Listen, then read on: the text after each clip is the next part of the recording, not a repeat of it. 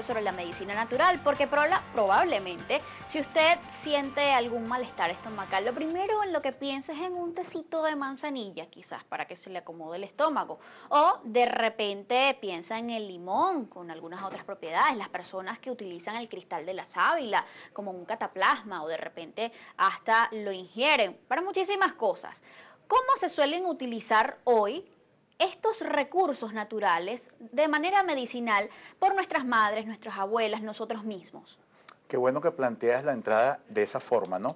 Porque lo que hacían nuestras abuelitas, nuestras madres, evidentemente que eran herramientas terapéuticas. Ellas tomaban la manzanilla porque a ellas les habían enseñado eso. ¿Cómo se está haciendo ahora? Esa manzanilla está siendo estudiada, están viendo todos sus efectos, sus contraindicaciones, sus indicaciones. Es decir, lo mismo que se hace para un medicamento farmacológico se está haciendo ahora para los medicamentos naturales. En Venezuela, por ejemplo, existen normas para la fabricación, exportación, mercadotecnia de los productos naturales, que son aquellos productos que dicen quien lo va a producir tiene efecto terapéutico. Es decir, la diferencia entre el antes y el ahora es que ahora tenemos un catálogo, tenemos base de datos de productos de productos naturales, perdón, a nivel internacional, que podemos consultar y ver cuáles son las indicaciones, lo mismo que para un medicamento farmacológico. Es decir, es ahora una medicina natural, pero con carácter científico, con carácter técnico. ¿Y cómo se utilizaba anteriormente todos estos recursos naturales con propósitos curativos? Vamos a ver. El aloe era ya utilizado como cosmético por Cleopatra, reconocida como la reina egipcia de la belleza. Cleopatra además ya tenía conocimientos de la magnetoterapia, ya que utilizaba un imán en el entrecejo para estimular así la glándula pineal. En China, en un libro de medicina escrito 30 años antes de Cristo, Quan Ti menciona el granado, el opio y el ruibarbo. También se descubrió el ginseng y muchas plantas que se atribuyen al emperador Shen Numa, quien vivió hasta la edad de 123 años. Las plantas medicinales fueron usadas adecuadamente en grandes culturas milenarias como la India, donde hay registro de casi 700 plantas.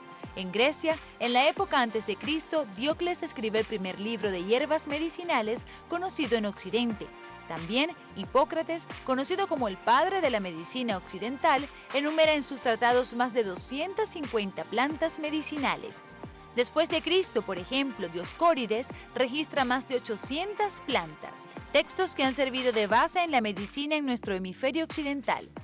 Igualmente, los árabes impulsaron el estudio de las plantas. Encontramos, por ejemplo, la obra de Averroes, médico y filósofo nacido en Córdoba, y de Honlul Baitar, nacido en Málaga, los cuales nos dan a conocer más de 1500 remedios vegetales. Qué interesante, me quedo con algo que escuché por allí. Las utilizaban de forma adecuada. La pregunta es, la mayoría de las personas que se hacen infusiones, cataplasmas, untan una cosita con la otra, ¿lo estamos haciendo de la forma correcta, de repente en la casa?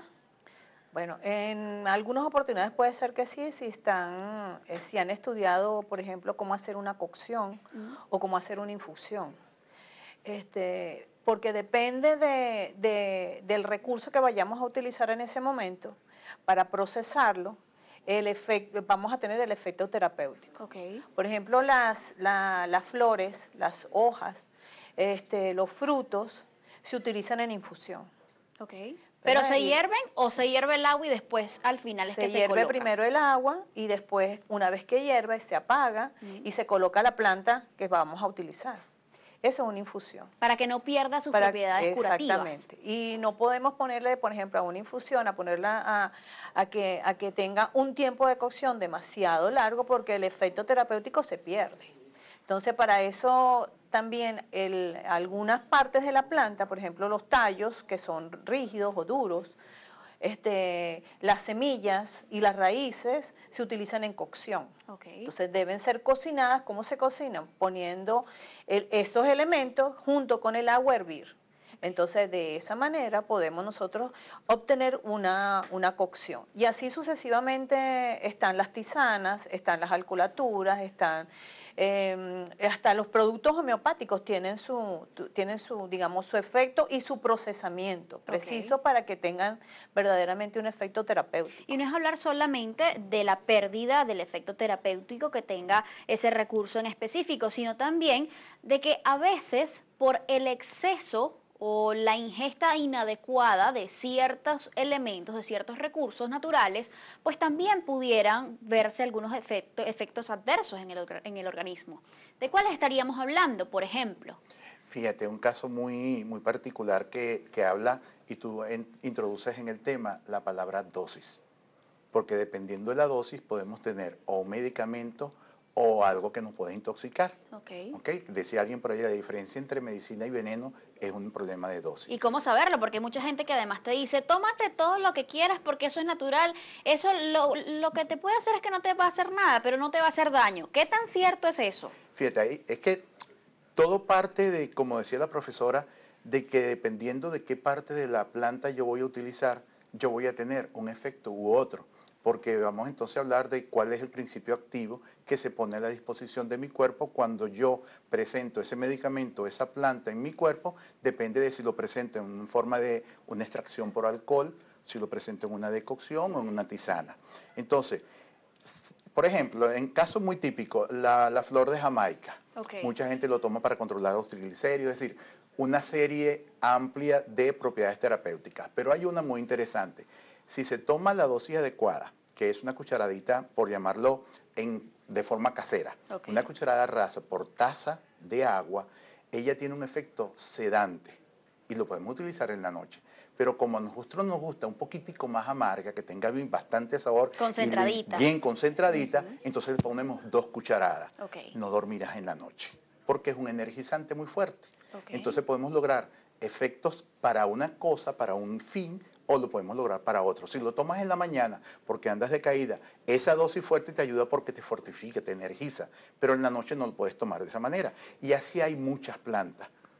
Y las plantas que, por ejemplo, se toman todos los días, 3 veces al día, ¿eso puede llegar a causar algún tipo de daño en algún órgano de nuestro cuerpo, a nivel del hígado, de los riñones quizás? Sí, sí puede causar porque las plantas tienen también, igual que los medicamentos, tienen, digamos, la forma de ser eliminadas por el organismo. Cuando llega una persona a tomarse una planta medicinal por exceso, por ejemplo, hasta una manzanilla puede causar efectos nocivos en la persona. Otras plantas medicinales que también pueden causar efectos nocivos en el organismo, puede ser el exceso en el consumo de las mismas. Y eso es lo que se denominan efectos adversos. Los efectos adversos pueden causar dolor de cabeza, malestar general, intoxicaciones severas en el paciente, pueden haber erupciones en la piel, pueden haber vómitos y puede llegar hasta convulsiones. Hay plantas medicinales que no pueden ser utilizadas en niños menores de 2 años de edad, porque el uso de ese producto ya está notificado por la ciencia médica que puede causar un efecto nocivo, por ejemplo, convulsiones. Y son cosas que la mayoría de las personas no saben. Entonces dice, bueno, es algo natural, dáselo al bebé. ¿Qué más da? De repente no, es imposible que le haga daño porque es natural. Entonces las personas quizás no saben y por eso la OMS hace el llamado recientemente a campañas informativas, a la colaboración de medios de comunicación para informar justamente sobre estas cosas, para que la gente no se automedique, por decirlo así, sino que acudan al especialista, en este caso el naturópata, y les diga cuáles son las dosis que debe tomar, qué es lo que exactamente debe tomar, porque a lo mejor pasa también que usted se esté tomando algo que cree que es para el estómago y resulta ser que es para la artritis y no lo sabemos. Sí, pasa mucho. Pero lo importante, fíjate, hasta ahora hemos desarrollado el tema basado en la herramienta terapéutica. Y al comienzo dimos una idea de lo que era la salud. Cuando nosotros hacemos una intervención en alguna persona o lo acompañamos en su proceso de recuperación de la salud, lo que realmente tenemos que buscar, y lo buscamos inicialmente, es qué causó ese dolor de estómago, ese malestar, ese dolor, ese malestar a nivel de las articulaciones, esas artralgias. Tenemos que buscar cuál es el origen. Mientras trabajamos la parte sintomática, tenemos que buscar también dónde está el origen. Porque muchas veces, como tú decías, lo que siempre tocamos es el punto del estómago. Pero el punto del estómago como síntoma puede tener muchas raíces. desde que como mal, desde que mastico inadecuadamente, desde que hago combinaciones inadecuadas o desde que el trabajo o la condición de pareja o la situación familiar, situación país, me tienen una condición de distrés, es decir, un mal manejo del estrés que hace que mi digestión no sea la adecuada, no se desarrolle el proceso de forma como el diseño biológico lo permite. Entonces, mientras les estemos dando el zumo de la papa, la manzanilla, cualquier medicamento para trabajar el síntoma, simplemente trabajaremos eso. Es decir, que es un tratamiento holístico, ¿no? Es bien integral. Ustedes atacan no solamente, o no buscan solamente paliar los síntomas de la enfermedad, sino que van a atacar la raíz del problema. Sí, exactamente. ¿Cómo lo hacen exactamente? Cuando un paciente llega a ustedes y les dice, miren, es que tengo jaquecas. Tengo 3 años con estas jaquecas, ya no sé qué hacer, he ido a cuanto médico he encontrado y bueno, no me sirve prácticamente nada. Sí, lo primero que nosotros hacemos desde el punto de vista de la medicina natural, yo como médico, yo le hago una historia clínica al paciente. Y en la historia clínica vamos a empezar a escudriñar cada uno del problema en sí que tiene el paciente en forma integral. Y trabajamos el estilo de vida. El estilo de vida es fundamental porque el estilo de vida no solamente es lo que yo como o lo que la persona come, sino también es la relación que existe con su entorno, la relación que existe inclusive hasta con el Ser Supremo, vamos a decirlo así también de ese punto de vista, con la espiritualidad, en la relación que existe con la naturaleza, cómo estoy consumiendo los alimentos, la combinación adecuada de alimentos, si estoy haciendo uso inadecuado de algún medicamento que ha sido prescrito por algún médico y la persona se lo toma a libre albedrío, sin saber que eso no le hace